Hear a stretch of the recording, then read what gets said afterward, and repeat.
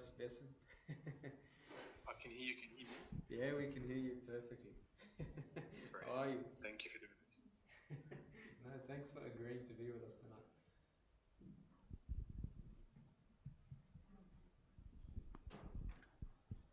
So, Besson, just to let you know, can you still hear me? Yeah, I can hear you. Beautiful. Just to let you know, we start with a hymn, and then we have a discussion question that we'll share with the group, and God willing, with your help, we'll try to answer that question together. It's nothing complicated. It's just to spark some discussion. But we'll start with a hymn, and I'll sit back so you don't have to see my face. But hopefully you have a view of everyone, and we try to get everyone, guys, just to sit in this section so Bessim can see you guys and he can interact. Hey Besson, we came here especially to see you and you're not here. I'm sorry. It's very unexpected. What happened to you? Very disappointed, Besson.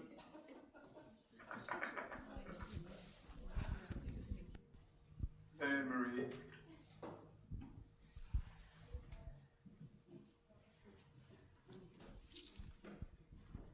So I thought, guys, because it's in season, and we're in the Holy 50 days, that we'll do a resurrection themed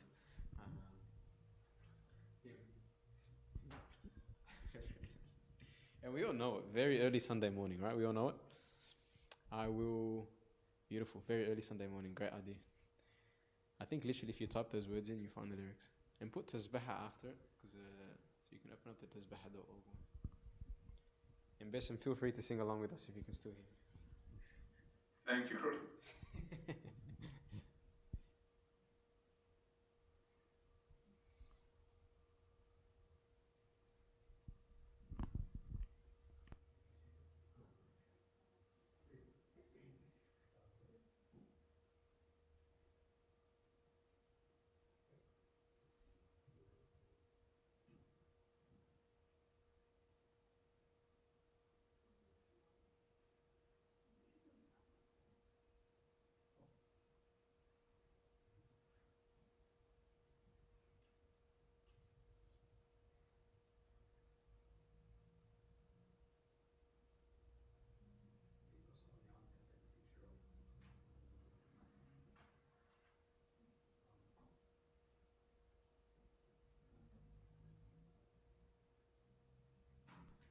One, two, three.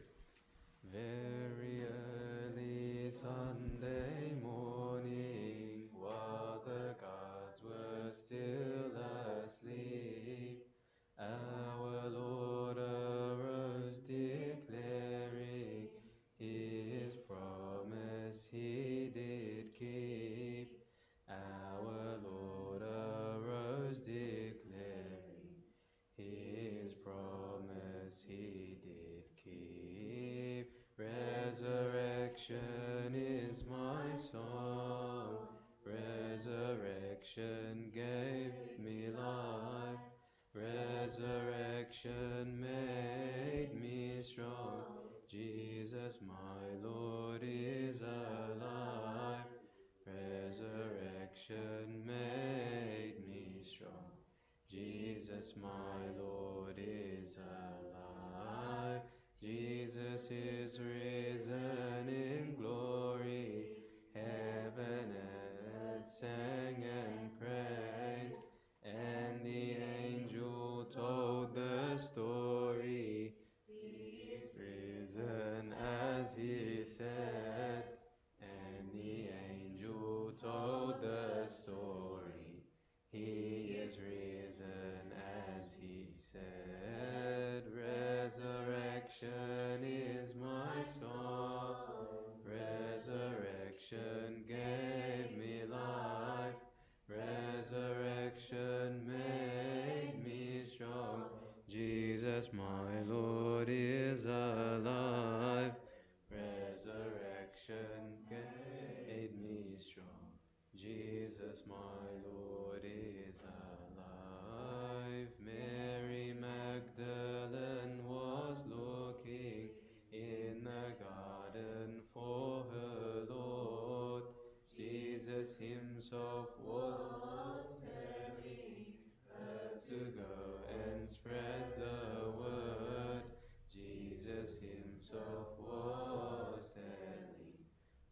to go and spread the word. Resurrection is my song. Resurrection gave me life. Resurrection made me strong. Jesus, my Lord, is alive. Resurrection made me strong. Jesus, my Lord, is alive. Beautiful. So guys, welcome to another Wednesday night Bible study.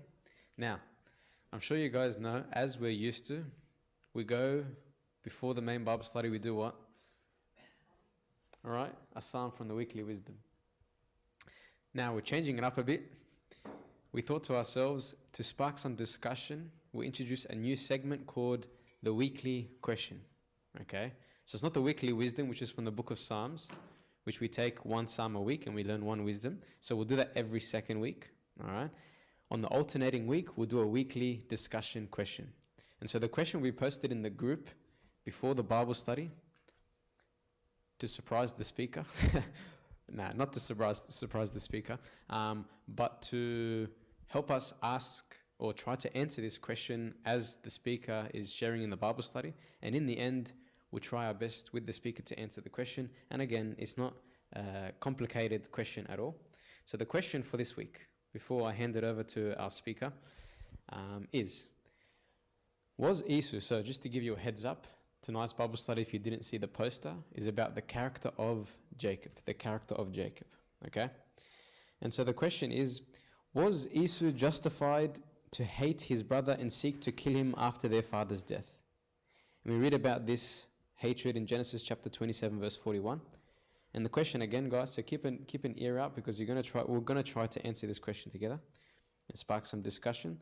So was Esau, the brother of Jacob, justified to hate his brother and seek to kill him after their father's death? Now, we're very lucky to have Besem Morris with us on the screen, but nonetheless, we're very, very thankful and blessed to have you sharing in the Bible study, Besem. Hello. So, when you're ready, the floor is yours. Can you guys hear me okay? Perfect. Yeah. So firstly, sorry I can't be with you in the flesh. I got hit with COVID and I found out this morning. I did a rat test, came back positive. I think that Holy Week was a super spreader event, and I definitely got it during Holy Week, but I can't pick which church. But yes, I'm really sorry I can't be with you guys. I'm glad we could make it work somehow. But yeah, I hope the audio works and everything works. And it's nice to be able to see you guys as well. So as you guys heard, I've been asked to kind of have a discussion about Jacob. Now, obviously, it's very hard to do a discussion on Jacob, all of Jacob, in just one sitting. Like there's 9 chapters, right, that cover the life of Jacob, at least. Like there's actually more, but 9 kind of concentrated chapters. So I wasn't sure what to do, to be honest. I was toying with different ideas. I was going to get you guys to read all 9 chapters. And I thought maybe not. And then maybe I thought I'll pick out some main parts that stood out to me in the story of Jacob. Okay? I hope we can interact together. I really hope we can. Even though we're not in the same place. So, firstly, does anybody know who was Jacob? Whose son was he? Any ideas? Isaac, nice. Who was his mother?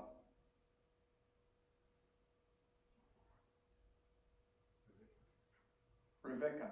Okay, so you guys know Abraham had Isaac. And if you remember, we read the story actually in Holy Week. He wanted to find him a wife, so he sent his servant. And the servant said, whoever gives water to my camels, she's the one. And Rebecca came along. So then Rebecca came, and then Rebecca had twins, if you remember. And as you heard from the question that was asked at the beginning, his brother was Esau. Okay? Now something interesting happened at their birth. It says that, I'll read it out to you from Genesis 25. Do you guys have Bibles? Yep. Okay, awesome. Okay, good. So we're going to Genesis 25. Just as I said, it's very hard to read all of Jacob, but we'll just pick up a few verses. Can we read, say, from verse 21 to 26. 21 to 26. This shows kind of his birth life. So firstly, by the way, Rebecca was barren. She didn't give birth to any kids. So then you'll see in verse 21, Isaac prays to God that she has kids and see what happens. So can someone read 21 to 26?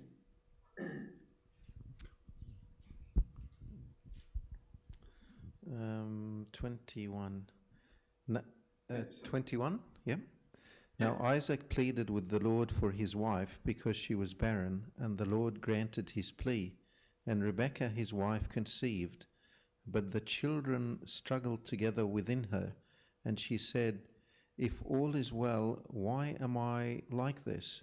So she went to inquire of the Lord, and the Lord said to her, "Two nations are in your womb, two peoples shall be separated from your body. One people shall be stronger than the other, and the older shall serve the younger."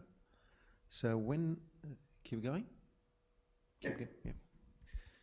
So when her days were fulfilled for her to give birth, indeed there were twins in her womb, and the first came out red. He was like a hairy garment all over, so they called his name Esau. Afterwards his brother came out, and his hand took hold of Esau's heel, so his name was called Jacob. Isaac was 60 years old when she bore them. Thank you. So something interesting happened here. So she had twins, obviously, but back then there were no scans, right? You can't do a scan and figure out you got twins. So she felt something funny in her stomach, and then she inquired of God. God said, "So you got two nations inside you," and that's exactly what happened. She had twins. Esau came out first, and he was very hairy. So the Bible says he came out red, and he was like a hairy garment all over, like a ball of hair, right? So they called him Esau, which basically means hairy. So his name is Hairy. And then something funny happens. So Esau's out, and then all of a sudden Isaac comes out and he grabs his brother's heel. So they call him Jacob, right? Now Jacob means, literally, it means deceiver or deceitful. Why? I'm not 100% sure, but I feel this, it's got something to do with like Jewish culture. Maybe, you know when we say you pull someone's leg, it means like you're tricking them. I reckon something similar happened. He pulled his brother's heels. I thought, oh, this guy's a deceiver. And to us, that sums up Jacob. He was a deceiver. And throughout all his life, he was deceiving a lot of people. The story goes, do you guys need me to tell you the story, or do we know the story, or should I just go through at a high level? I don't know if I should go through the whole story, but maybe I'll pick up the highlights, right? So then they grow up. And back then, obviously, the firstborn was a big deal. It was a big deal to be the firstborn because you had what's called the birthright, right?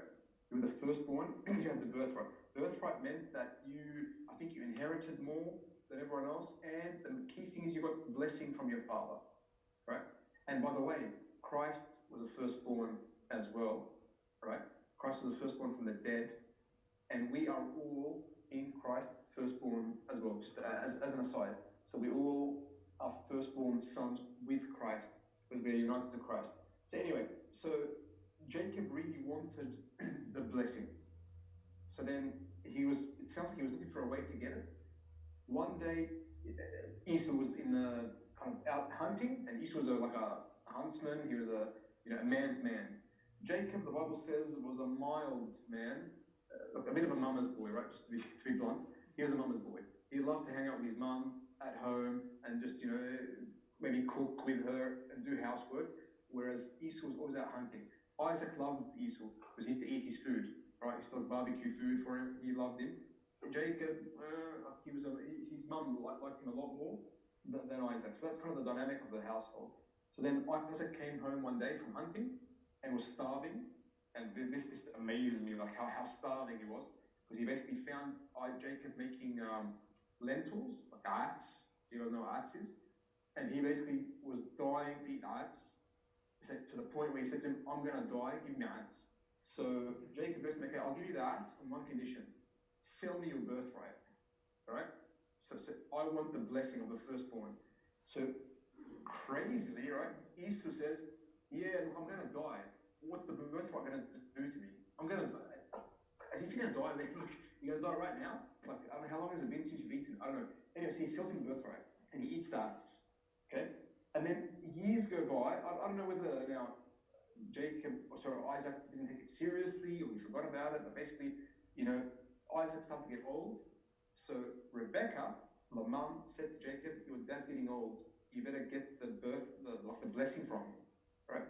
He's like, how am I going to do that though? Like, Isaac doesn't know about the deal I made with Esau. So that's fine. Don't worry, your dad can't see anymore. And this is where the deception comes in, right? And it's funny how when you look at families in the Bible, Rebecca's the one who thought of the idea to deceive his father. Right? So you kind of wonder, where does Jacob get it from? He's not getting it from far away. He's getting it from, like, it's in the genes somehow. And you'll see later on how it continues. But anyway, so she said to him, that's fine, your dad can't see that well anyway, so go in and I'll put sheepskin on you. Like, shows you how hairy Esau was, right? And when your dad feels you, he'll think you're Esau, okay, and then he'll bless you. So he walks in, and his dad goes to him, who's this? It's Esau. He's, oh, really? Is that you, my son? Come closer. He feels him. He's, oh yeah, the body's Esau's. But he says something very interesting. And sorry, this is a bit of an aside, but just because I thought it was interesting. Isaac's not convinced. He's kind of thinking, Isaac can't see, right? He's thinking, I can hear Jacob's voice, but I can feel Esau. So he goes, even the body is Esau's, but the voice is Jacob's. And I like that, and I'll tell you why. Because I feel that's exactly what the devil was thinking about Jesus. When Jesus was incarnated, I think the devil was thinking, who is this guy? Like, the body is the body of a human, but the voice is the voice of God. Because he commands evil spirits. Can you hear me all right? Yeah, all good, all good. You just disappeared for a second, but you're back now. Okay, let me know if you can't hear me at any point. Yes, I feel the devil was saying that, but the body is the body of a human being. But the voice is the voice of God. Who is this guy? Do you know what I mean? And again, I'm just stopping at this point because I feel that the Old Testament, one of the church fathers said, if you can't see Christ in every verse of the Old Testament, you're not reading it properly. Obviously, that's a very high level. But I guess I'm just picking certain things out just to show you like how Christ is reflected in the Old Testament. Anyway, so then he blesses Jacob, right? And then Esau comes in, right? And he's like, Dad, bless me. He's like, I've already blessed you. Who are you? He's like, I'm Esau. He's like, I've already blessed you. He's like, please bless me, anything, you have anything, any like a remnant of blessing, anything. He said, I'm sorry, son, like your brother took the blessing. I'm sorry. So then basically he's going to be greater than you, and you're going to serve him. And maybe I'll read it to you. He says to him, behold, your dwelling shall be of the fatness of the earth and of the dew of heaven from above. But by your sword you shall live, and you shall serve your brother. And it shall come to pass, when you become restless, that you shall break his yoke from your neck. So he basically said, I'm sorry, son, Jacob is going to be greater than you. Obviously, Esau was very, very upset. He said, I'm going to kill him. And back to the question that we asked at the beginning, I'm going to kill him. So then Rebecca goes, son, you better escape from your brother. Go to my brother, Laban, in our original country. Go to him and stay with him until your brother comes down a bit. So Jacob goes to his uncle. He meets his daughter, Rachel. So his uncle Laban had two daughters, Leah and Rachel. Jacob meets Rachel, and he falls in love with her, and it's like a big romantic story. So he says to his uncle, I want to marry Rachel. How about I work 7 years for her? What do you reckon? And Laban was a bit of like a businessman as well. He said, yep, deal, done. So Jacob works for 7 years, and the Bible says, whoever said the Bible wasn't romantic, right? The Bible says, can someone read? I'll get you guys to read.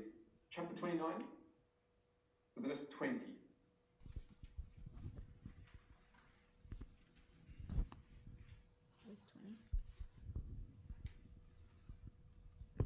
So Jacob served 7 years for Rachel, and they seemed only a few days to him because of the love he had for her. But it seemed like a few days because he was just like so head over heels, right? 7 years, it was just like, oh, it was nothing.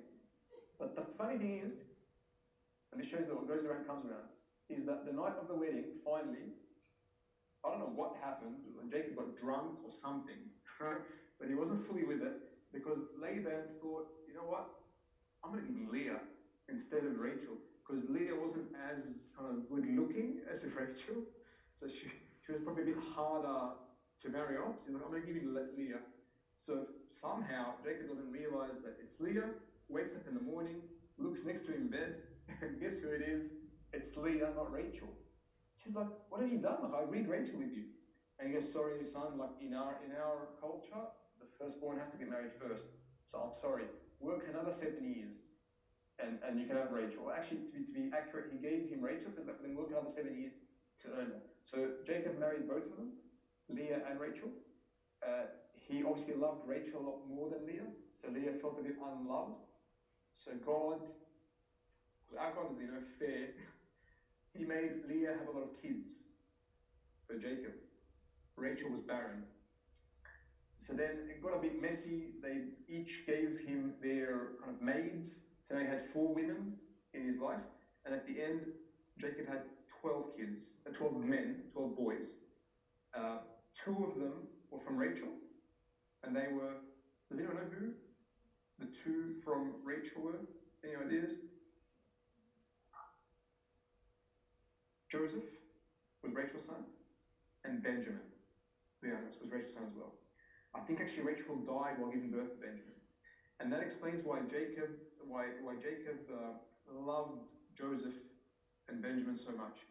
You'll probably hear next time about Joseph and how his dad loved him so much, because he was the son of Rachel. The rest of the kids were, I think half were from Leah and the others were from the maid. And that's where you get the 12 tribes of Israel. Yeah, so Jacob's 12 kids were the 12 tribes of Israel.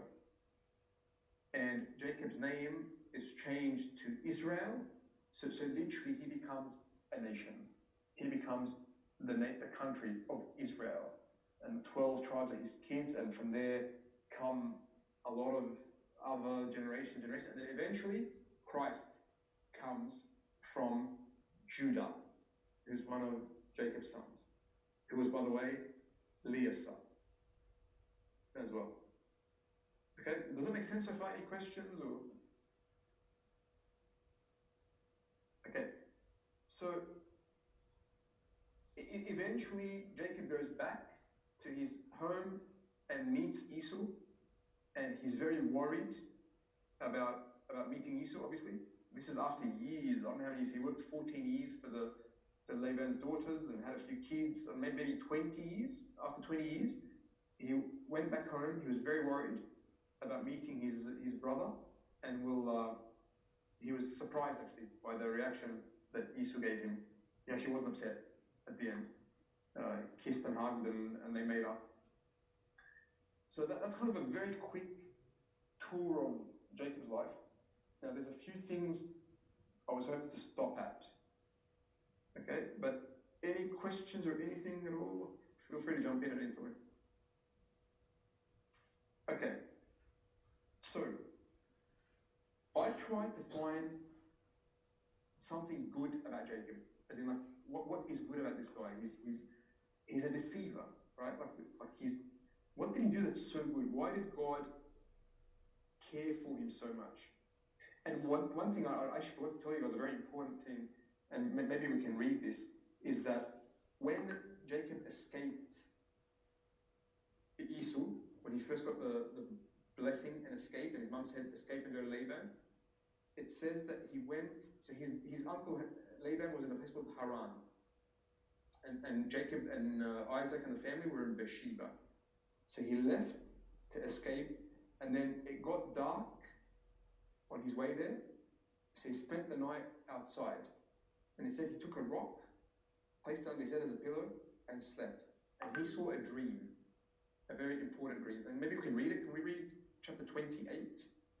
Genesis 28, from verse 10 to the end, from 10 to 22. Is that okay? Can we read it? Because it's an important part.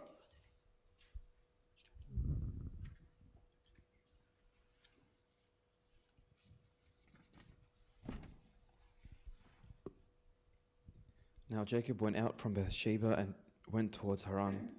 So he came to a certain place and stayed there all night because the sun had set. And he took one of the stones of that place and put it at his head, and he lay down in the place and slept. Then he dreamed, and behold, a ladder was set up on the earth, and its top reached to heaven, and there the angels of God were ascending and descending on it. And behold, the Lord stood above it and said, I am the Lord God of Abraham your father, and the God of Isaac. The land on which you lie I will give you and your descendants. All your descendants shall be as the dust of the earth, and you shall spread abroad to the west of the earth, and you shall spread abroad to the west and the east, to the north and the south, and in you and in your seed all the families of the earth will be blessed. Behold, I am with you, and will keep you wherever you go, and will bring you back to this land, for I will not leave you until I have done what I have spoken to you. Then Jacob awoke from his sleep and said, Surely the Lord is in this place, and I did not know it. And he was afraid and said, How awesome is this place! This is none other than the house of God, and this is the gate of heaven. Then Jacob rose early in the morning and took the stone that he had put at his head, set it as a pillar, and poured oil on top of it, and he called the name of the place Bethel. But the name of that city had been Luz previously. Then Jacob made a vow, saying, If God will be with me and keep me in this way that I am going, and give me bread to eat and clothing to put on, so that I come back to my father's house in peace, then the Lord shall be my God. And this stone which I have set as a pillar shall be God's house, and of all that you give me I will surely give a tenth to you. Thank you. So you saw a very interesting dream, right? You saw a ladder going from earth to heaven, and angels ascending and descending on the ladder. And then the Lord says to him, I'm the God of Abraham, of Isaac. It says, I'm going to give you this land and to your descendants. And he says something interesting, and again, Christ again appears in the Old Testament. It says, and in you and in your seed, all the families of the earth shall be blessed. So obviously that's, again, another indication about Christ. In Jacob's seed, not seeds, plural, seed, all the nations of the earth are going to be blessed. And isn't that so true? Because Christ came from Jacob's seed, and through Christ, all the nations of the earth are now blessed. All of humanity is blessed. And then he wakes up and he says, wow, this place is amazing. This is the house of God, and calls the place Bethel.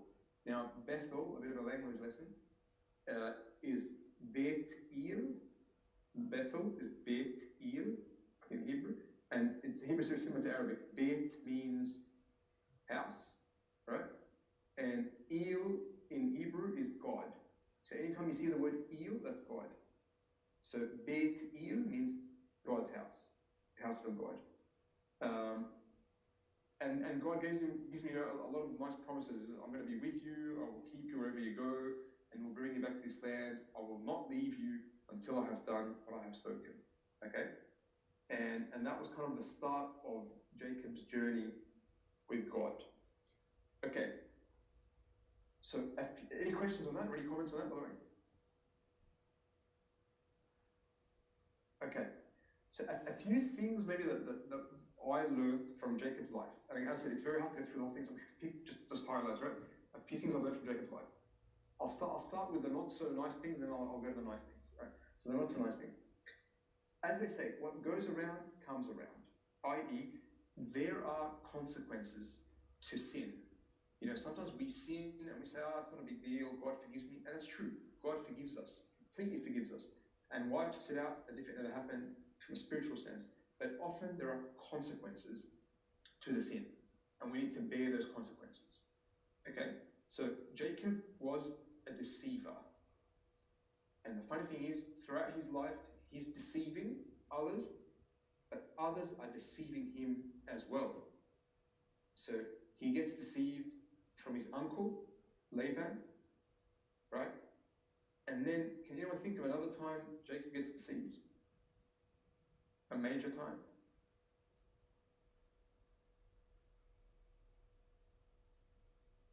Joseph's brothers.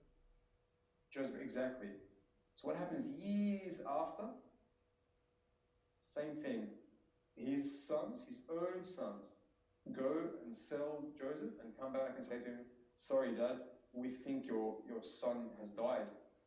We got we found his robe, his colorful robe, full of blood. And someone was saying, isn't it interesting how Jacob deceived his dad using sheepskin, right? He deceived him saying that he's the firstborn when he wasn't. And then Laban deceives Jacob by giving him the firstborn, whereas he was expecting the second.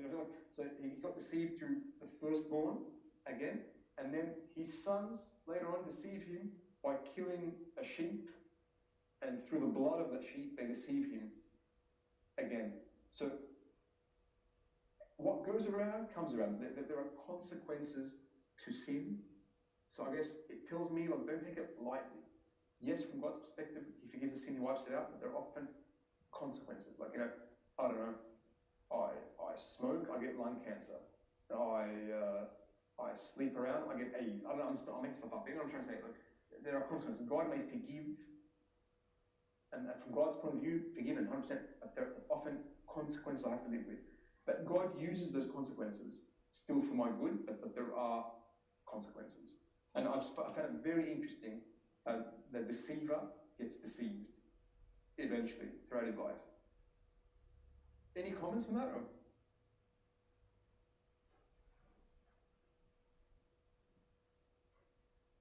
Okay. Another thing that I want to call out, this ladder that he saw in his dream, right? What do you guys think this ladder is exactly? Any ideas? What's the significance of this ladder? What's going on? Any ideas?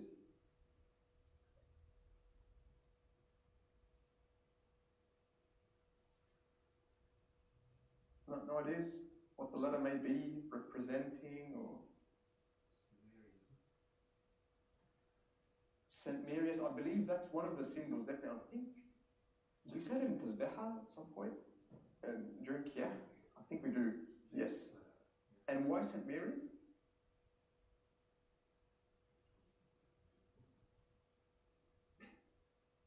What do you think the ladder represents St. Mary? She's the connection between heaven and earth. Christ came down to earth through her, so stairs. Nice. Okay, can you guys open up Gospel of John? Sorry, I know it's going to go Genesis, so Gospel of John, chapter 1.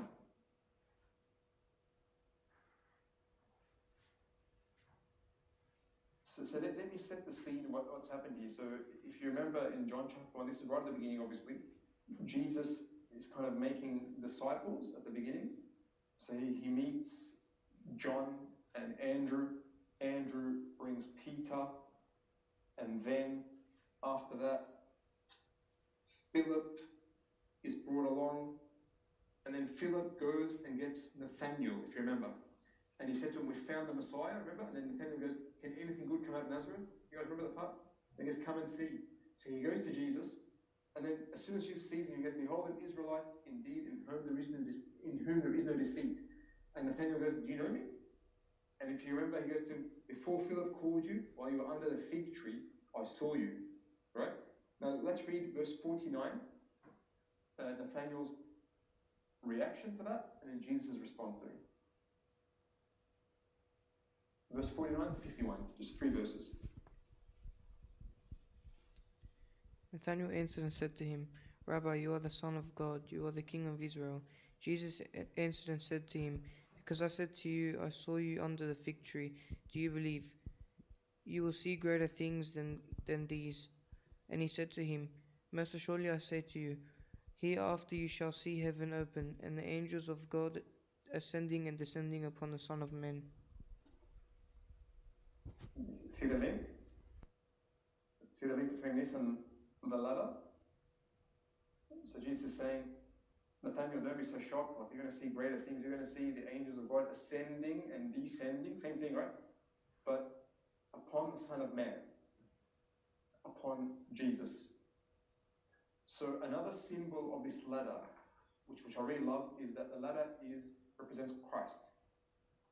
Because, like you're saying about St. Mary as well, Christ is that link between earth and heaven. Because Christ was full man, full God, right? So you can kind of say full earth, full heaven. in one. And like I always say, imagine like Christ took God with one hand and man with the other hand, and he joined them together in himself, because he's full God, full man. And this is crazy, because now it means that there's a connection between heaven and earth. Like, do you know what I'm saying? Like, this is a big deal, because before Christ, heaven was completely separate from earth, and it was closed up, right? You couldn't, like, it was completely separate, different worlds, right? God, man, sinners, holy, right? Christ comes and breaks that barrier, tears the veil, as we read a few days ago. The veil between God and man is torn. And you will notice when Pentecost comes around in a few days, in like 40-something days, we're going to be singing a hymn, let us praise the Lord for his glorified glory. One of the verses, he ascended to the highest heaven, sent us the Paraclete. One of the verses is, he made the two into one, heaven and earth. So not only is it a connection, but he made them into one. So now we don't know, like someone was saying, when I go into the liturgy at church, I don't know, am I in heaven, am I on earth? I don't know. Like, it's just, they're one now. No more barriers between heaven and earth. Does that make sense? So this is a big deal. This is a huge prophecy of what's about to happen in the incarnation through Jacob's seed. Yeah? Any comments? I think I'm talking too much. Any comments? Amazing. I'm sorry, I'm jumping around random things because I don't really know how to finish all the texts. I'm doing just random things. But please, feel free to jump in, comments, questions. As you can see, it's very random, so more randomness, the better.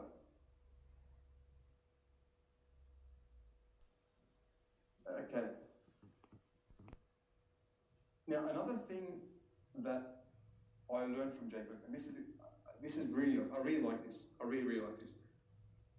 So Jacob was a mama's boy, right? As we said, he was in the kitchen with mum making hats.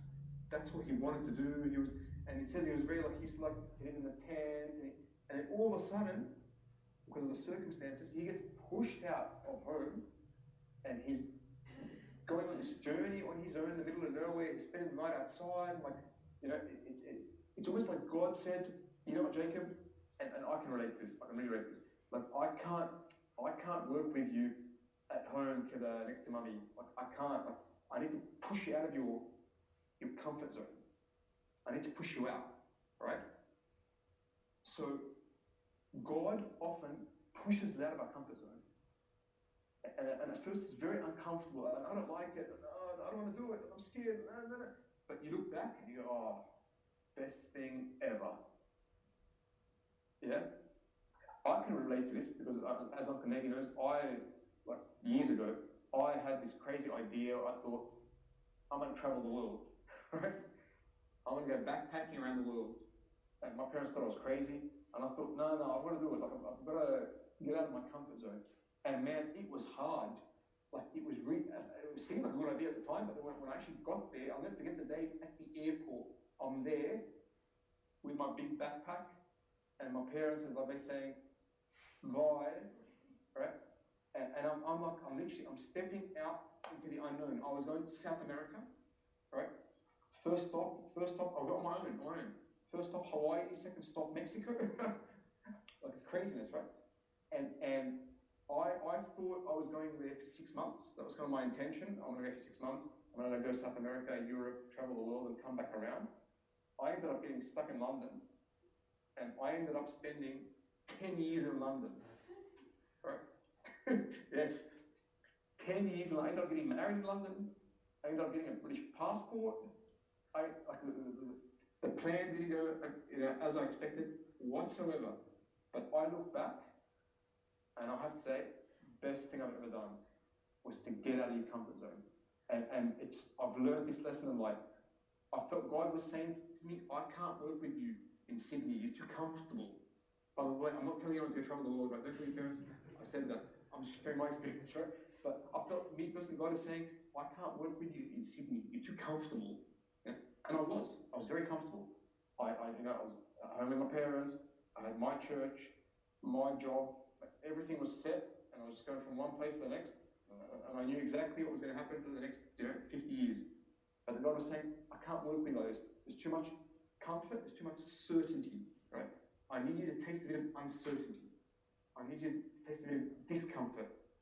I need to work with you one-on-one. So I'm going to take you out, and you're just one-on-one with me, buddy. You're going to be in this continent, South America, you don't know a single soul, and you're one-on-one with me, and I'm going to take you to London, I'm going to do all these crazy things with you, and I look back and I go, best thing I've ever done. And as they say, like, when you step out of your comfort zone, the magic happens when you step out of your comfort zone. So that's one thing that I really learned from Jacob. And if you read the Bible, right, God is always trying to push people out of their comfort zone. He's always trying to push, just get out of your comfort zone, just get out. Best example, a story that I love, is when Jesus was walking on water, right? And then he went to the disciples, and then Peter says to him, Lord, is it you? Yeah, it's me. And then Peter says something crazy to him. He says, if it's you, call me to come out and walk with you on the water. And Jesus says to him, come, get out of the boat. There's a book, one of the best books I've ever read, called If You Want to Walk on Water, You Have to Get Out of the Boat. You guys know that book? Go look it up. It's a pretty long title, but it's a great book. If you want to walk on water, you have to get out of the boat. And the whole point of the book is that if you want to walk on water and experience the thrill of walking on water and doing something amazing, you have to get out of your comfort zone, which is your boat. And the book asks you, what's your boat? Because we all have a boat that we feel comfortable in. And God is saying to us, get out of the boat. Get out. And the book says that that first step that Peter took out of the boat was the scariest step of his life. But he took it, and he experienced the thrill of walking on water with Jesus. He sunk, but it doesn't matter. He still experienced the intimacy with Christ when he pulled him out, and they walked back to the boat together. So I'm really big on this, because I said I've lived it, right? When you get out of your comfort zone, God carries you, and you experience God's miracles. And God is pushing us out of the comfort zone, but we just need to be brave enough to get out. And baby steps. I'm not saying go quit your work tomorrow and go travel the world, but just baby steps. Like, me getting out of my comfort zone may be talking to one of my co-workers about God. That's one step out of my comfort zone. It's little baby steps. Maybe it's me sharing in the youth meeting, or maybe it's me confessing my sin to Abuna. And it's just getting out of my comfort zone. Yeah?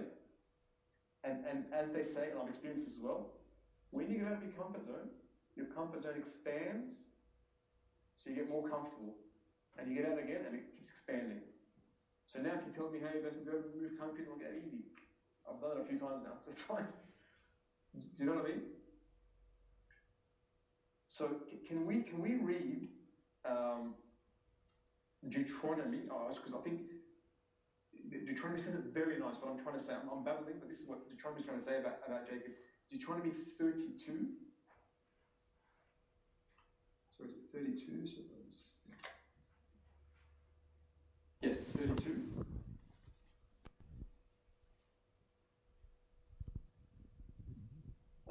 So this is like years after Jacob, right? Years after Jacob. This is the song of Moses. So this is Moses near the end of his life. He sings a song, and these are some of the verses from the song, because he speaks about Jacob. Obviously, he's talking about Jacob as the whole nation as well, but I think it really applies to Jacob and what I was trying to say about getting out of your comfort zone. So we'll read Deuteronomy 32, verse 9 to 12. 9 to 12. For the Lord's portion is in his people. Jacob is in the place of his tabernacle. He found him in a desert land and in the wasteland, a howling wilderness. He encircled him, he instructed him, he kept him as the apple of his eye. As the eagle stirs up its nest, hovers over its young, spreads out its wings, carrying them on its wings. So the Lord alone led him, and there was no foreign God with him. Thank you. Okay, just explain, because it might be hard to understand. So he's saying that, the Lord's portion is his people, and Jacob is the place of God's inheritance. As in, To God, his people are precious, and Jacob was God's inheritance, as in like his precious possession, right? He found him in a desert land, in the wasteland, in a howling wilderness. He encircled him, he instructed him, he kept him as the apple of his eye. Verse 11 is the key one. As an eagle stirs up its nest, hovers over its young, spreading out its wings, taking them up, carrying them on its wings, so the Lord alone led him. What does that mean? When an eagle, right, has a baby eagle, when it has kids, the kids initially can't fly, right? They're little tiny chicks, right? Chicklets, whatever you call them, eaglets, right? And they're in the nest. Okay, they're sitting in the nest comfortable. And they don't realize that they're actually eagles and they're able to fly one day. They don't get it. They're just sitting there comfortable in the nest. So the mother wants to teach the eagle how to fly. Do you know what the mother does? It literally, the mother eagle, so the babies are in the nest, right? It basically just flips the nest. And they fall. They fall out of the nest, right? So they go like skydiving, right? So then the first thing they start doing is just flapping, because like they're panicking. They're flapping, and eventually they learn how to fly. But while that's happening, the mother doesn't just watch them and leave them. The mother, as it says here, hovers over its young, spreads out its wings, and as they're falling, the mother will come up and then push them up a bit, and push them up a bit. And they see what I mean? So exactly this is in 11. As an eagle stirs up its nest, stirs up the nest, flips it, hovers over its young, spreading out its wings, taking them up, carrying them on its wings, so the Lord alone led him. And again, I feel that's what God often does with us. I'm sitting there comfortable. God often will come and will flip the nest. And our reaction is, oh, what's God doing? Why, God? He doesn't love me. He wants me to die. Like he's leaving me. He's not leaving you. He's hovering over you. He's hovering. And if you fall too much, he'll come under and he'll lift you up. And he'll let you go again. Why? So you can learn how to fly. Yeah? It's completely out of love that he's doing it. At the time, though, it feels like the eagle's thinking, my mum hates me. Mum's trying to kill me. My mum's trying to kill me. I was sitting at home in the nest and she split the nest. But she lost her mind. Like, she's trying to kill me. But he doesn't realize that if the mum doesn't do that, he's never going to learn how to fly. And he's always going to sit there in the nest and never realize that he's an eagle, the king of the birds. It's the same thing with us and God. God will often stir the nest. We'll go, skydiving, but he's always there hovering, lifting us up, hovering, lifting us up. Does that make sense? Any comments or?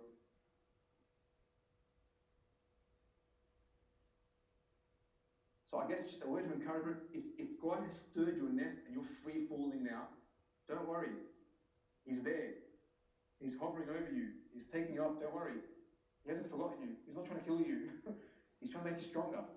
And you'll come out of it at the end, an eagle. You're going to come out of it being able to fly. Can you imagine? And that's what he was doing with Jacob, I think, throughout his whole life. He was always pushing him out of his comfort zone. Jacob then got comfortable with his uncle Laban. God said to me, all right, Jacob, time to get uncomfortable. Go back to Esau. Whoa. Go back. Go. Because throughout this uncomfortable stage, I'm refining, I'm strengthening you, I'm molding you. Yep, all good?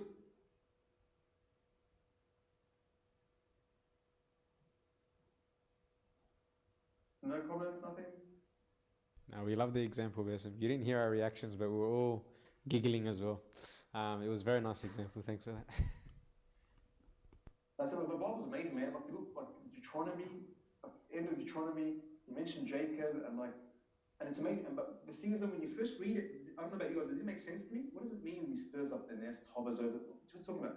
But when you look into it and you understand what it means, it's beautiful. It's beautiful what God does with us. And how nature itself is reflecting what God does. So the eagle with its kids is reflecting what God does with his children. Like it's amazing how God created the world to show him. And it's exactly as St. Paul said in Romans, his invisible attributes, God's invisible attributes or characteristics are clearly seen in what he's created. Like God's attributes are all around us if we just open our eyes. Okay, so maybe the last thing I'll say, because we're running out of time, is, as I was saying at the beginning, I tried to find something good about Jacob. The guy is a deceiver. What's good about him? I struggled, and a lot of the fathers that I read were struggling to find something good about him. Like, he's a deceiver, right? The only maybe good thing that I could possibly come up with is that he really valued the blessing of God.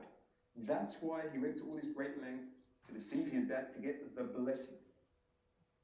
And a very famous story as well that I didn't mention when I was going through the life of Jacob is that the night he was going to go meet Esau, so he left Laban's house and was heading towards Esau. He's got no idea what he's heading into, right? It says that at night he was alone and a man came and wrestled with him. And he kept wrestling with him. And the man said to him, "Let me go." This man, by the way, was like another appearance of Christ in the Old Testament. He was like the angel of God, or like, you know, or Christ. Like, you know, Christ appeared in the burning furnace with the 3 youth, another appearance of Christ. So Jacob was wrestling with God, and he said to him, "Let me go." And Jacob said, "I'm not going to let you go unless you bless me." So Jacob really valued the blessing of God. Maybe it's because he heard about his grandfather Abraham, and he knew all the promises that God gave Abraham, and he really valued the promises of God to Abraham, and he was like, "I'm going to get these promises no matter what. Nothing is going to stop me to get this blessing from God." That is definitely a great thing about Jacob. When you compare it to us, right? Like, compare your prayer life, or sorry, my prayer life, to Jacob. Like, how often do we say, "Oh, I'm bored now. Like, I've tried so hard. I've prayed so long. You know, I've prayed like 3 days in a row. And nothing's happened, and I'm just going to give up. This is useless." Like, whereas Jacob was like, "No. I'm not going to let you go unless you bless me." Like, can you imagine me going into my room and saying to God, "I'm not getting out of my room.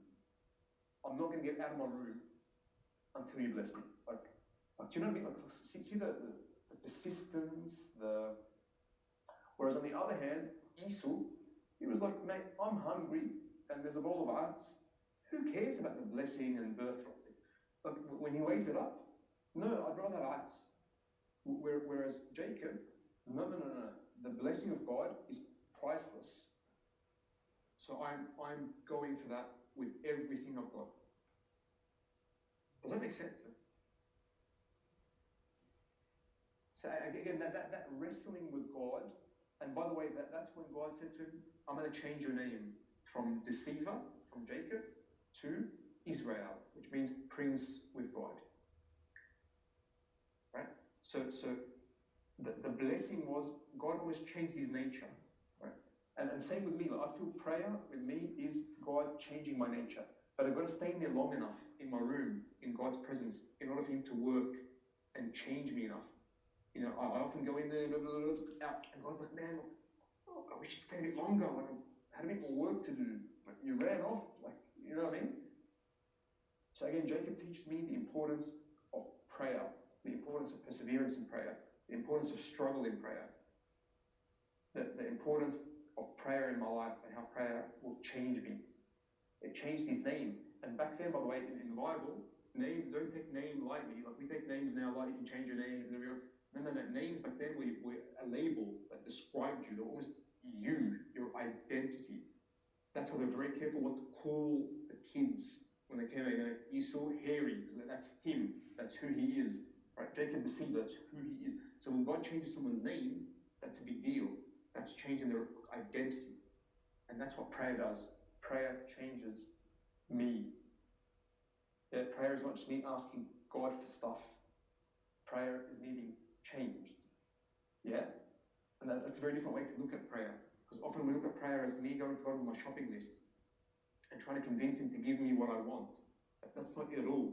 Like, to be honest with you, like, between you and me, I feel prayer, the words we say and the things we ask for, are just an excuse for us to be in God's presence. Because that's where the real work happens.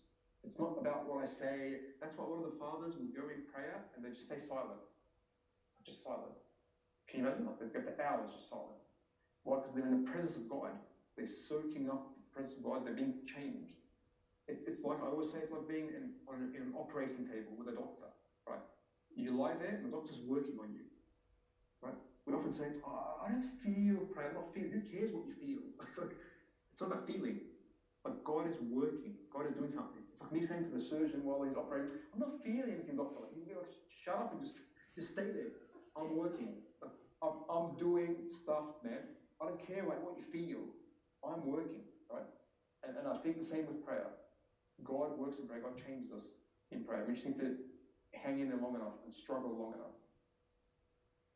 Does that make sense? Okay.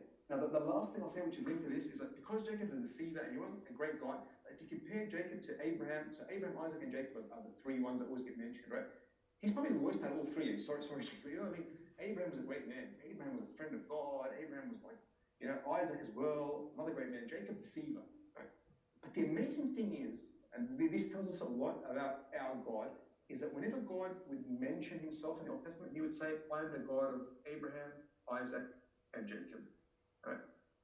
And not only that, if you look in the book of Psalms, apparently in the book of Psalms, God always says, I'm the God of Jacob, just Jacob. So apparently 11 times in the book of Psalms, he says, I am the God of Jacob. Only once does it say Abraham. Right? Now, why? Like you'd think that God would pick, you know, Abraham, the great patriarch, but why Jacob, like the deceiver? It doesn't even say Israel, it says Jacob. I'm the God of deceiver. I'm the God of deceiver. I think it just says a lot about God, that our condition doesn't change his love for us. Yeah, it's pure grace. God loves us because he is love. Not because I am lovable, but because he is loved. And often I'm very imperfect. Very, very imperfect. And God still says, I am his God. And I'm proud to be called his God. You know, along a similar vein, you guys know that Jesus was the Son of God and the Son of Man, right? It's kind of two types. Why? Because his dad was God, his mum was human. So Son of Man effectively means son of human, right? Right? So which of the two would you be more proud of? Right? Son of God, son of human? You'd think son of God, right? That's what I'd be proud of. But if you look in the Bible, Jesus hardly ever calls himself Son of God. He always calls himself Son of Man, Son of humans, right? It's almost if he's saying, I'm proud to be Son of humans. Like, isn't it amazing? Like, although these humans are the sinful ones, the rebellious, the ones who actually killed him, but it was the title that Jesus loved, as Abuna Matta Miskin says, the title that Jesus loved was Son of Man, Son of human. And again, I feel the same applies to you. I'm the God of Jacob. It's almost like that's the title God loves. Although Jacob was like, not great, but still. Another person, he was son of David, right? And again, David, not great. Like, they did some pretty bad things, like adultery, murder, all in one hit. Like, he wasn't the best, right? But again, Christ, or God, is never ashamed of our imperfections, ever. Ever. He never looks at imperfections, but he loves us because he is love. And that's kind of the last thing that I'll say about Jacob before I wrap up. So just to summarize kind of the key things that I learned from Jacob, as I said, there are consequences to sin. Even if God forgives us, there's often consequences that we have to bear. We spoke about the ladder, how it represents Christ. We spoke about how Jacob, God was pushing him out of his comfort zone. And that's where the magic happens, like an eagle stirs up the nest. But he never left him. He was always hovering above him and carrying him. And at the last thing, Jacob was nowhere near perfect. He was a deceiver, but God was still proud to be called the God of Jacob. And that's all I've got, guys. Please, I want to hear someone's voice. Someone say something. Thank you, Besim. But guys, Besim's asking if anyone has comments, any questions. While we think, there was one question earlier on when you were recounting the story of Jacob and the 12 tribes of Israel. They did their maths and they counted including Joseph and Benjamin, there was 12. But then Joseph had 2 sons, Ephraim and Manasseh. And so if you discount Joseph, add 2, that's 13. But we thought there were 12 tribes of Israel. So they did the maths quickly and they realized, wait, was it 13 or was it 12? What do you think, Besson? Man, I love that. Who's the smart person who figured that out? That's brilliant. They're in the room, but I won't embarrass them. But that's a brilliant question, right? Because, man, that's okay. You're going to start me now, right? So that's another topic altogether, but I'm glad you brought it up. If you remember, in Holy Week, it was, I think, on Thursday, right? We read a prophecy about Joseph bringing his sons to Jacob. Do you guys remember? And then Jacob says to him, oh, who are these? He goes, oh, they're my sons that God gave me in the land of Egypt. He goes, let me bless them. And then Joseph puts Manasseh was the firstborn. I'm going to forget this. Who was the firstborn? Manasseh was the firstborn. He puts him on Jacob's right side. So he can put his right hand on him. And he brings Ephraim, the secondborn, on his left side. So he can put his left hand on him and bless them, right? So the firstborn, right hand, secondborn, left hand. But then Jacob does something interesting. Jacob does this, all right? And puts his right hand on the secondborn and left hand on the first. And it displeases Joseph. Joseph goes, no, Dad, you got it wrong. He's the firstborn. He goes, I know, my son, don't worry, I know. And again, this is a sign of the cross, right? This is the cross.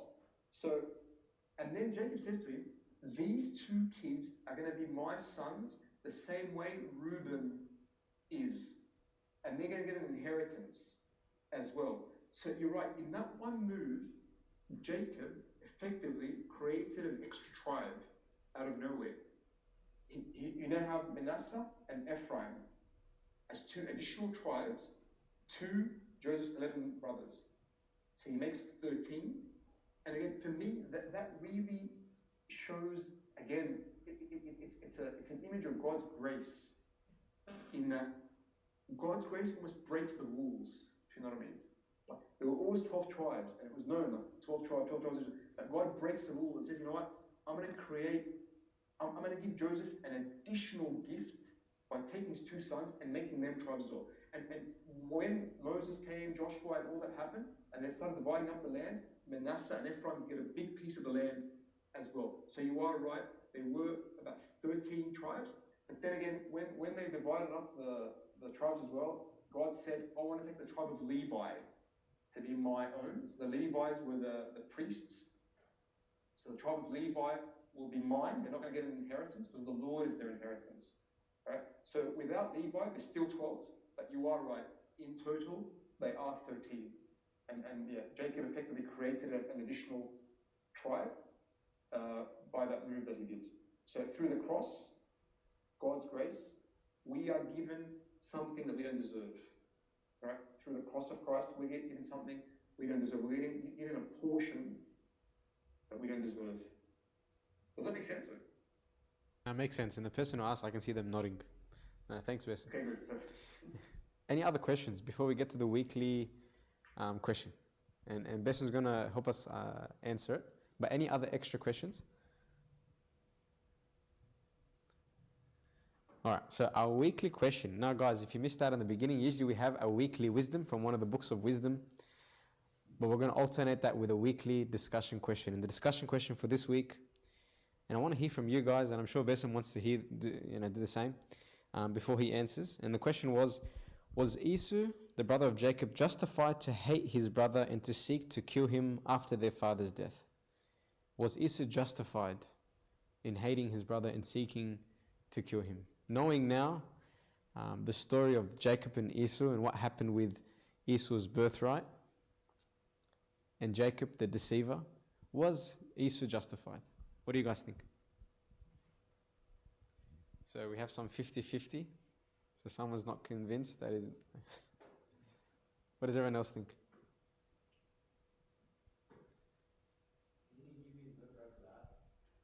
All right. Yeah. Okay. So, Besson, if you didn't hear that, one person said, didn't he get his bowl of ats? So why is he upset? and he's not. So he's not justified in being upset. Anyone else? I think like Nassim said, he said that we continuously, like some people characters in the Bible, where they continuously prayed and they waited years, not just days or months, just years as well, keep on praying and praying and praying, that like he straight away gave up whatever it was, his blessing or something, for food, for something that the human body needs, and he didn't look spiritually for what he needed. Okay. So, yeah. So there's two not justified. Yeah. Yeah. Yeah, because wasn't he barbaric? He's short-tempered person. Yeah, it was his nature. So, yeah, he was described as someone who had a short temper, and yeah, that's what I think.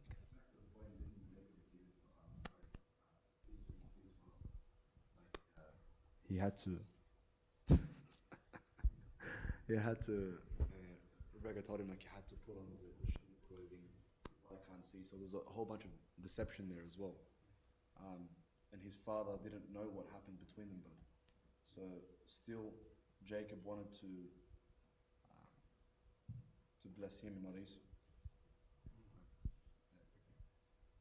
So you felt like he was justified in his reaction because he was deceived. It was many years after as well. Like it was maybe he thought it was as if something small. He kind of forgot the scenario. All the food isn't really. Okay. So we're getting a mixed picture. Basically, we can't see, but Father Thomas is with us as well. Oh, hi, Bruno. I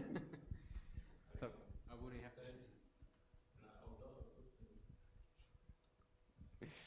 Anyone else have any comments before Besim shares? So we're getting a mixed picture by the sounds of it. Some say justified, some say not justified. I hope you heard all that discussion there. Yeah, look, it's a good question. I'll tell you what, can we open up Hebrews chapter 12? This may answer it.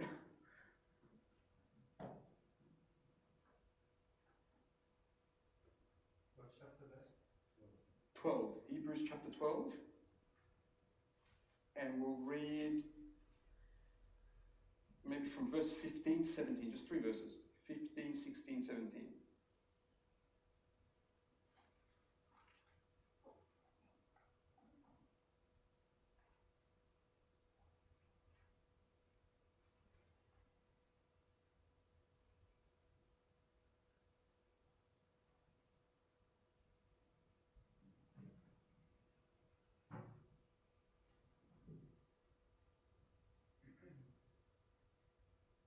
Looking carefully, lest anyone falls short of grace of God, lest any root of bitterness springing up cause trouble, and by this many became defiled.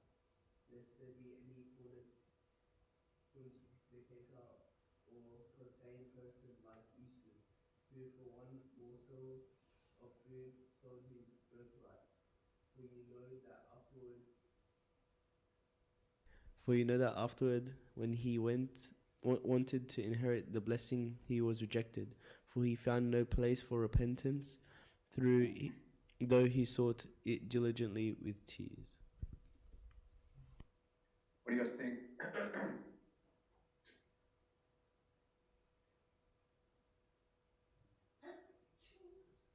Bless you.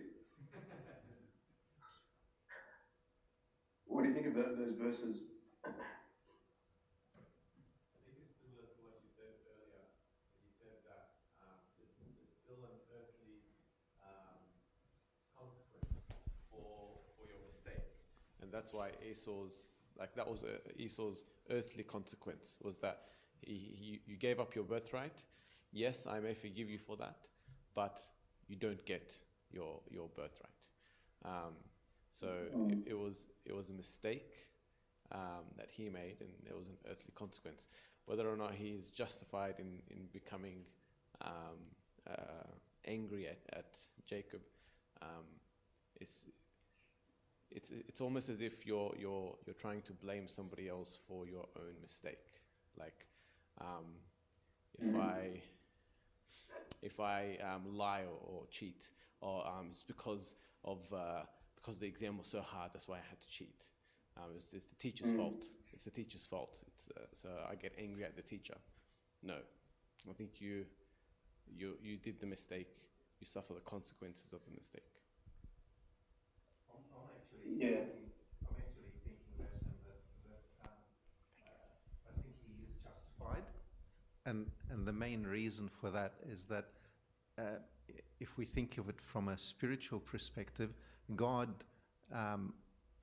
Jesus came from Jacob, so in a way, Jesus was inside Jacob because of that blessing. And I'm thinking, to what extent would any man go to get that blessing? He lost it. So to get God back, what would you do to get him back? And I think it's very important, that feeling that we basically kill anything or anybody, basically the devil, to get God back in our lives. Yeah, of course. It's the most precious thing ever, and that's why. But I think Esau didn't realize the preciousness of it as much as Jacob. And also, if you notice, well, in the Hebrews, St. Paul says that he was rejected, and he found no place for repentance, though he sought it diligently with tears. But if you think about it, at no point did he say, I was wrong. He was like, Jacob was wrong, I'm going to kill him. Like, if he'd said, I am wrong. And it's interesting how St. Paul in Hebrews calls him a fornicator. Like, fornicator basically means like an adulteress, but we don't hear about Esau being a fornicator as such. But I feel he's saying, because when he weighed up the blessing of God versus food, so the spirit versus the flesh, he chose the flesh. So he's as good as a fornicator. He chose the flesh. He placed the flesh higher, the food higher than the spirit. Therefore, he was a fornicator. And he missed out. Definitely missed out on a huge thing, huge deal. So it depends what you define as justified. Is he justified to be upset about it? Yes, he probably is, because like Negi said, it's a big deal. He missed out on being the grandfather of Christ. Yes. But was he justified as in, is he right in what he did? St. Paul is saying, no, he wasn't right. He didn't deserve it. He messed it up, basically. Does that make sense, guys?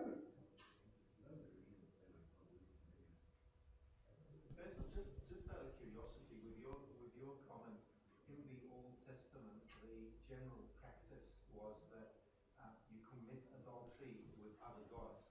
Why did St. Paul call it? And you've described it basically as that. Why does St. Paul call it fornicator rather than an adulterer? Because that's what effectively he sold God for something else. So he's committing adultery with the food, basically. That's more important to him. So why does he call it fornicators rather than adulterer? Do you know, or what do you think? Good question. The way I looked at it was because a fornicator, effectively. So it's a good point. So I didn't look at it as committing adultery against God, but I guess you can look at it that way. Yes, I saw it as he's a fornicator because he places the flesh above the spirit. So he's led by the flesh. So whatever the flesh will do, he'll do it, and then that's effectively a fornicator. He's a part of my expression about he's like an animal. He's led by the flesh. So that's why I read. But you're right. It's a good point. He's kind of an adulterer against God as well. So I guess you can look at it both ways. But I kind of felt that St. Paul, for some reason, decided to call him a fornicator or a profane person. And another translation for profane is godless. So maybe that kind of covers the two. He's a fornicator led by the flesh, and he's got no place for God. So. Ciao. Basim, just another question. Just asking, was it God's master plan for Jacob to take the blessing and not Esau? Okay, what do you guys think about that? It's a. I don't know the question. I don't know the way the question's phrased, because it's like. But anyway, what do you guys think? He was told that before he was born. Yes, that's true. That's true. But was it God's master plan?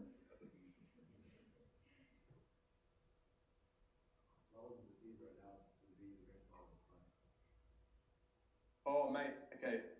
So that's right. Why was the deceiver allowed to be the grandfather of Christ? if you look at Christ's genealogy, I remember once we did a youth meeting on Matthew chapter 1. You know Matthew chapter 1, the one everyone skips? This guy, we got this guy, we got this guy, we got this guy. If you look at the genealogy, forget the Siva, there's some real like fadaya in there, like scandals, right? And the funny thing is, sorry, it's actually a very important point, so let me just explain. If you look at Matthew chapter 1, there are only, I think, 4 women mentioned, right? So usually it's the men, like Abraham begot Isaac, but for some reason Matthew goes out of his way to mention 4 women. And when you look at those 4 women, each of them is a scandal. It's almost like Matthew went out of his way to mention the worst. Like he could have just brushed over the women, because you don't really mention the women usually. So there's no need to mention it then. Like for example, I'll give you one example that he mentioned, right? Bathsheba. Do you guys know who Bathsheba was? So he says, David begot Solomon by her who had been the wife of Uriah. He doesn't mention her name.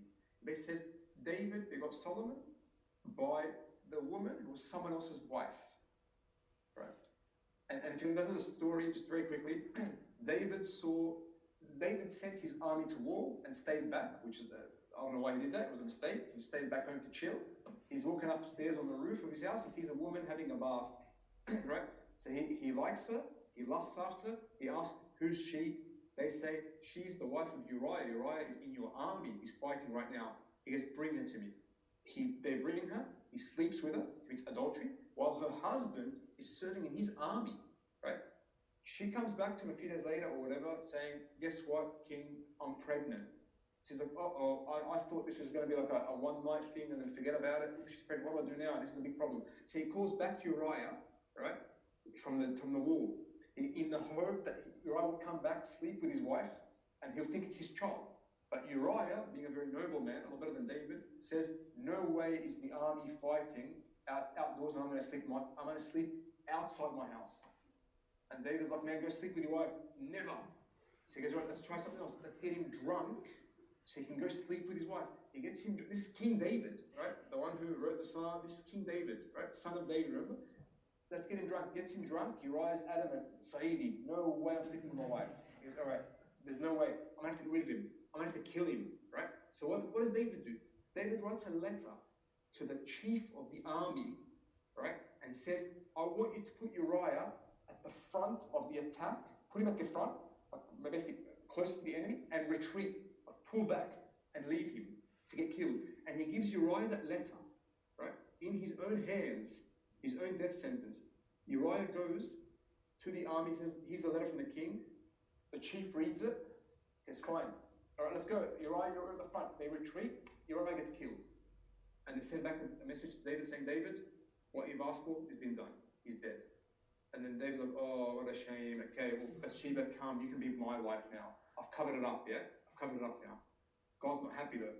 God leaves him, and then he sends him Nathan the prophet. And Nathan says to him, King, I've got a story for you, and I want to hear your opinion. David's like, yeah, sure, what's up? He goes, there's a man who has only one sheep, and he loves that sheep. He feeds it, he treats it like his own daughter, he sleeps with her, he hugs her.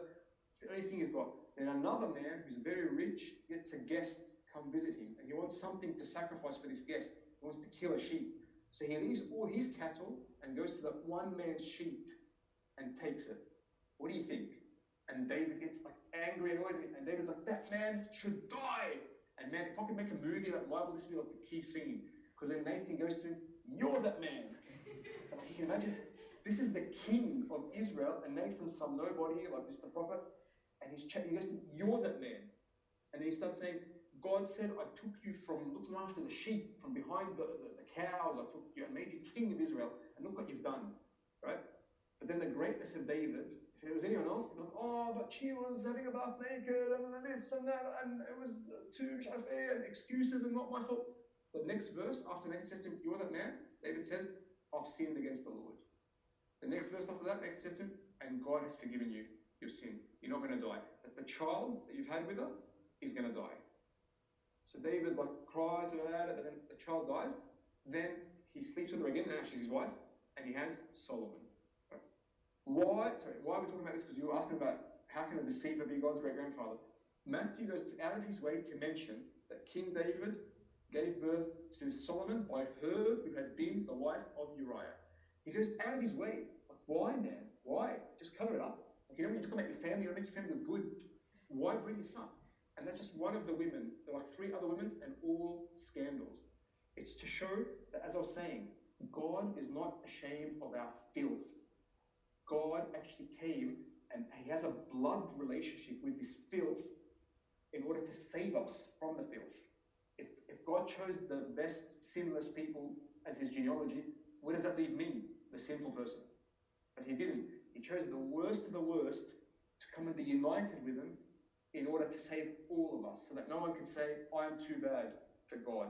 God can't look at me. I'm too disgusting for him. Never. He had a blood relationship, think about it, a physical blood relationship with all this Haran and all this adultery and sin, and Christ had a blood relationship to it. Why? In order to save it, in order to save us. Does that make sense? Sorry, I ranted on, but that's an important point. Thanks, person.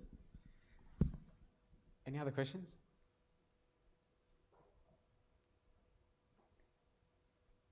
I think I speak on everyone's behalf, including Father Thomas, when I say, and it means so much for us that even though you're unwell, that you spent this evening with us, it means a lot. And just to see you across the screen, it's a blessing. And thanks for sharing in the Bible study. Now, guys, just a couple of announcements. And again, Bessim, you don't have to stick around for this part, by the way. I might let you guys go. Thank you so much for having me. I'm really sorry I couldn't be there in person. I really appreciate you guys setting this up. But thank you. Please pray for me, and inshallah, when I recover, I can come see you in person. That'd be fantastic. Thank you.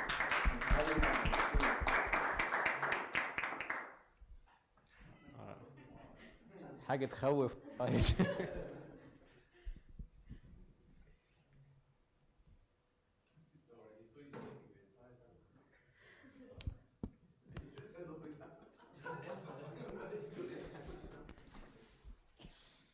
right.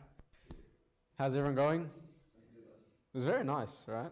I'm not sure if because it was daytime where he was, so it just felt, it woke me up. By the looks of it.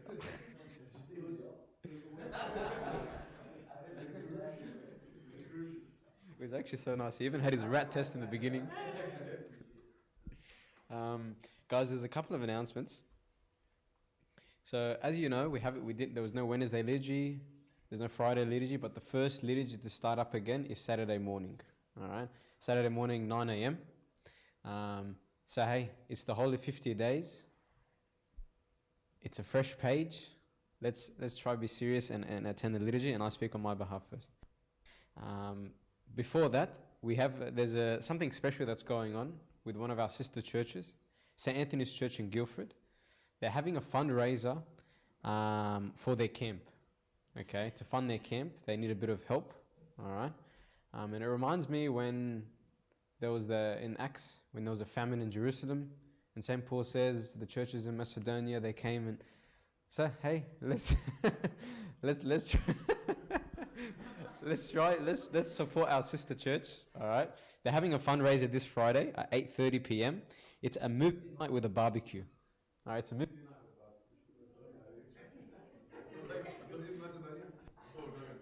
barbecue. And then when we have a fundraiser, they can come. But we'll fundraise our Jerusalem trip. They don't know that, guys. This is live, by the way, على فكرة. So فضحنا نفسنا. No, seriously, they have a fundraiser this Friday, and it's for their camp, and it's a movie night with a barbecue. All right. Another beautiful service that we have that's coming back to us next Monday is our book club. Do the servants for the book club want to announce anything special? This is the same barbecue on Monday. The introduction of our new book for the period of Pentecost. So get keen. Wow. Okay, guys, there's a new book, barbecue. And yeah, the book's a surprise. The book's a surprise, yeah. So we all have to make an effort, and it's in church, right? It's not Zoom, it's in church. Because how can we have a barbecue over Zoom? Okay, beautiful. All right, so the Zoom will be running, but let's make an effort. Monday, and it's 7. Is it earlier than usual? Because I know 7:45 usually, but still 7:45. 7 p.m. Beautiful. All right. But anyway, there will be an announcement on the chat. Yeah, just to confirm the time. All right. Is there any youth meeting announcements? Surprise.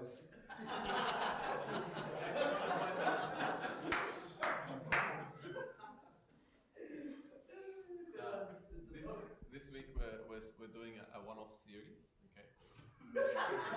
Because Barbecue. and barbecue.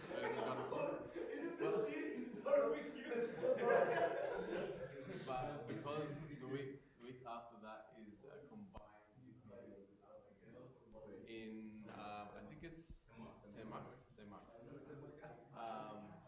So yeah.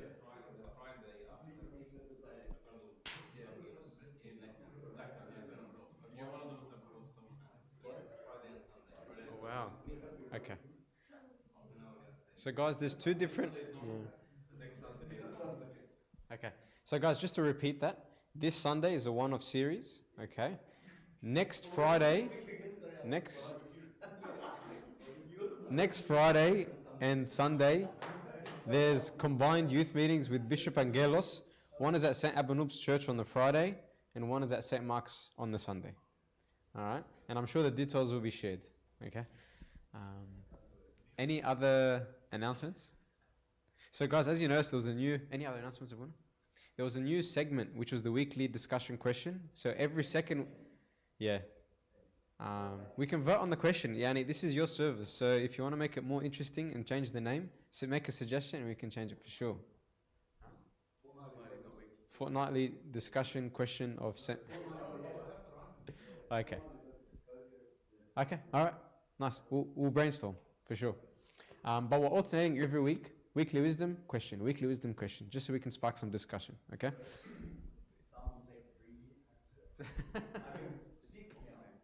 To be honest, we have our whole lives ahead of us.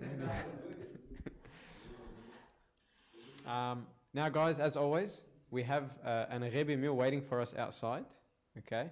A non-vegetarian because we're in the holy 50 days, all right? And then we have a tasbaha, a youth-led tasbaha, guys, at 9, maybe 35 because we're finishing a bit late, maybe 9:35, 9:40. So don't go anywhere, guys. We'll stand up for a quick prayer.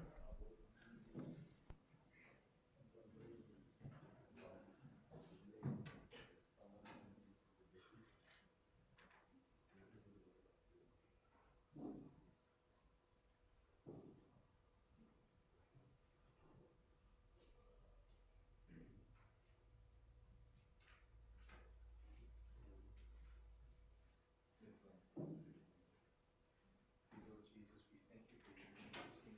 We thank you for keeping us safe, especially when everybody else around us is getting COVID-19.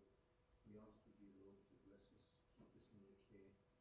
We thank you, Lord Jesus, for the beautiful words from the lesson tonight. We ask you to help us to be a bit more trusting so that we would be more like Jacob and really chase after your blessings, dear Lord. Amen. San Barbara, San Julian, San Ophir. All your heavenly saints and angels, hear us, Lord, when we pray thankfully, saying, Our Father, who art in heaven, hallowed be thy name. Give us this day our daily bread. Forgive us our trespasses, as we forgive trespass against us. And lead us in temptation. Deliver us from evil. Kingdom, power, glory forever.